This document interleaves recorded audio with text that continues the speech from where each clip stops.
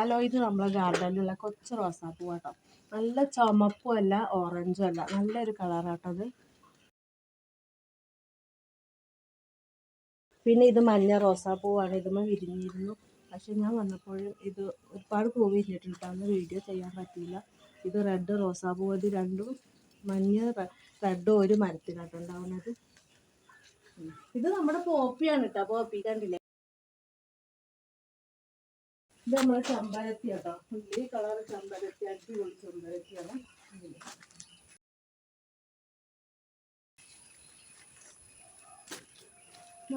Red ചെമ്പരത്തിയൊക്കെ ഉണ്ട് കേട്ടോ. നമ്മൾ എടുത്തിട്ടില്ല. ഈ പൂവുണ്ടല്ലോ, വയറ്റി നല്ല വാസനയാണ് കേട്ടോ. കണ്ടില്ലേ?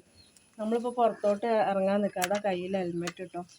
ഈ പൂവ് നല്ല സ്മെല്ലാണ്. വൈകുന്നേരം ഒരു 6 മണിയായാൽ ഈ പൂവ് ഭയങ്കര സ്മെല്ലാട്ടോ. അടിപൊളി സ്മെല്ലാണ്. നമ്മളൊരു സ്പ്രേ ഒക്കെ അടിച്ച പോലെ ഉണ്ടാവും. മുറ്റാകെ സ്മെല്ലാവും.